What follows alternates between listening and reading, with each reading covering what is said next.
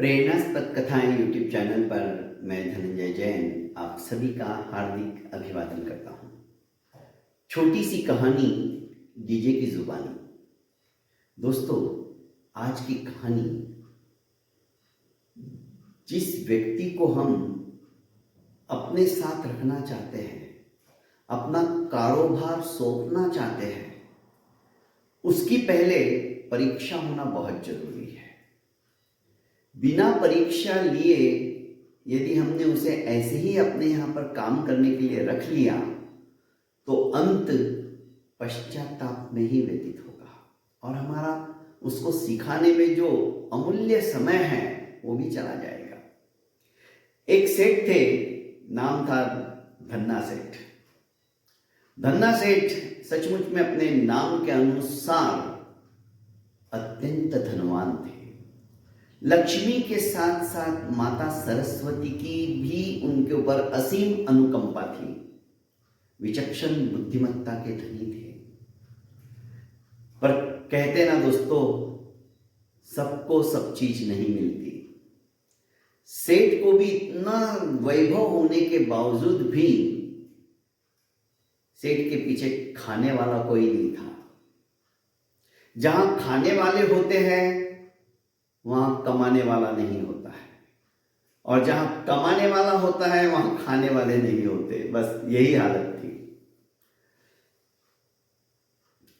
सेठ ने सोचा कि अब धीरे धीरे मैं 50 का हो गया और सारा कारोबार कोई योग्य व्यक्ति के हाथ में सौंपना अब जरूरी है, और मुझे ज्यादा से ज्यादा समय धर्म आराधना के अंदर, प्रभु भक्ति के अंदर, गरीबों की सेवा के अंदर, दुखियों के दुख को निवारण करने हेतु लगाना चाहिए।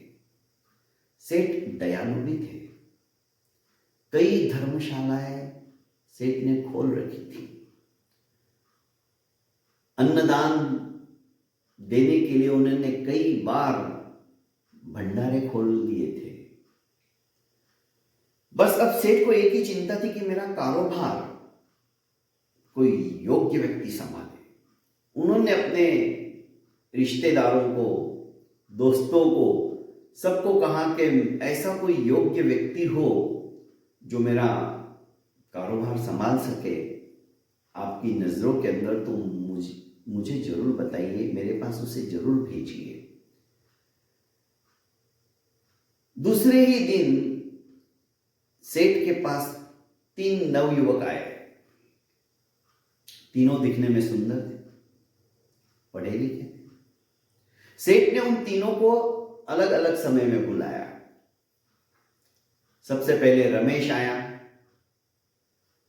रमेश को सेठ ने कहा कि देखो, मेरे पास ये कंगा है और इसे बेचना है, पर ये कंगा उस गंजे को बेचना है जिसके बाल नहीं है। रमेश कहने लगा कि माफ करना सेठ जी, लगता तो नहीं कि आप अभी 60 साल के हो गए, पर उसके पहले ही आपकी बुद्धि काम नहीं कर रही है। अरे भला गंजा क्यों लेगा कंगा? जब उसके सर पे बाल ही नहीं है तो कंगा लेके क्या करेगा? वो बेवकूफ है क्या? चलो वो बेवकूफ होगा, पर मैं तो बेवकूफ नहीं हूं ना, मैं गंजे को क्यों बेचूं? सेठ ने कहा तुम बराबर कह रहे हो, तुम गलत नहीं हो, तुम जा सकते हो।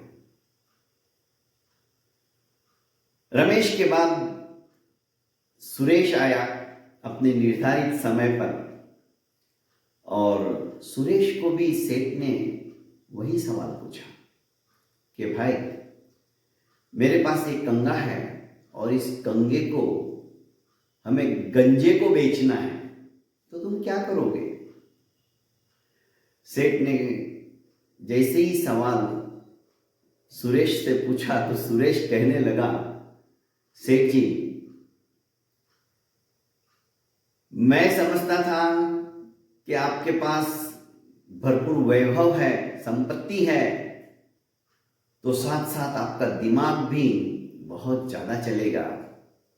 पर मुझे आपकी ये उटपटांग बात सुनकर ताज्जुब हो रहा है। और यदि यहाँ पर ऐसा ही काम करना है उल्टे पुल्टे, तो मैं खुद ही यहाँ पे काम करना पसंद नहीं करूँगा। क्योंकि जो मेरा टैलेंट है, जो मेरी बुद्धि है, वो इस तरह की व्यर्थ की बातों को सुलझाने के लिए नहीं है। आप ही तनिक सोचिए ना, वो गंजा है तो उसे कंगे की क्या जरूरत है? वो क्यों भला लेगा? रमेश ने भी कुछ ऐसा ही जवाब दिया था जो सुरेश दे रहा है। और रही बात, यदि उसे मैंने बेचने की कोशिश भी की तो मेरी आत्मा मुझे धिक्कारेगी। अरे, मैं व्यर्थ के अंदर इस बेचारे को कंगा बेच रहा हूं जो इसके काम ही नहीं आने वाला है। ऐसा काम मैं नहीं कर सकता। सेठ ने कहा, बराबर है, तुम्हारी जगह एकदम सही हो, तुम जा सकते हो। रमेश गया, सुरेश गया, बारी आई महेश की। महेश ने कहा कि सेठ जी पूछिए, आप मेरी कैसी परीक्षा लेना चाहते हो? सेठ ने कहा, परीक्षा छोटी सी है और कुछ कठिन भी नहीं है। मेरी दुकान में तुम्हें परमानेंट रखने के पहले ये छोटी सी परीक्षा तो तुम्हें पास करनी ही होगी। और छोटा सा सवाल है, ये कंगा है, नया कंगा है, और इसे अपने को गंजे को बेचना है, तो तुम कैसे बेचोगे? महेश ने कहा कि सेठ जी बहुत आसान है। गंजा जैसे ही मेरे पास आया, कोई दूसरा सामान भी लेके गया, तो मैं उसे कहूंगा कि कंगा भी आप ले लीजिए, क्योंकि बहुत कम उम्र के अंदर ही आपके बाल झड़ गए हैं और हमारे पास महानारायण नाम का तेल भी है। वो तेल की आप हल्की सी चंपी सोने के पहले करवाया करो। एक करीब 10 मिनट भी आपने अपने सर के ऊपर चंपी की ना, तो आपके अंदर के रोमकूप जागृत हो जाएंगे और आपकी दिन भर की थकान भी मिट जाएगी। फिर उसके बाद में ये कंगा आप हल्के हल्के 4-5 बार ऐसे ही फेरो। मैं जानता हूं बाल नहीं है अभी, पर ऐसे ही फेरो। इससे क्या होगा, वो रूट जो है तेल की मसाज करने से वो एक्टिव हो जाएंगे और वो रूट के ऊपर कंगा फेरने की आदत होने के कारण से बाल भी धीरे धीरे अंकुरित होने लगेंगे, क्योंकि महानारायण तेल का प्रभाव भी होगा और ये कंगा चमत्कार साबित कर देगा। मालिश की वजह से आपको ठंडक भी मिलेगी, दिन भर की थकान भी मिट जाएगी। तो ये महानारायण तेल भी है और एक कंगा भी है, आप जरूर लेकर जाइए। और देखिए, सिर्फ और सिर्फ 1 महीने के अंदर अंदर आपको चमत्कार नजर आ जाएगा। और ज्यादा महंगा नहीं है कंगा, ज्यादा से ज्यादा आपको 60 पैसे देने हैं, सिर्फ 60 पैसे।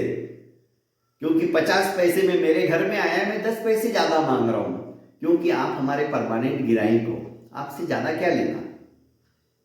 सेठ ने कहा, वाह, ये एक चीज के साथ में कई चीजें बेचने का हकदार भी है और बेच सकता है। दोस्तों, जो व्यक्ति मिट्टी को भी बेच के आने की ताकत रखता है ना, वही सच्चा सेल्समैन है। सेठ गदगद हो गया और उसने कहा कि महेश, कल से तुम मेरी दुकान पर परमानेंट नौकरी के लिए आ जाओ।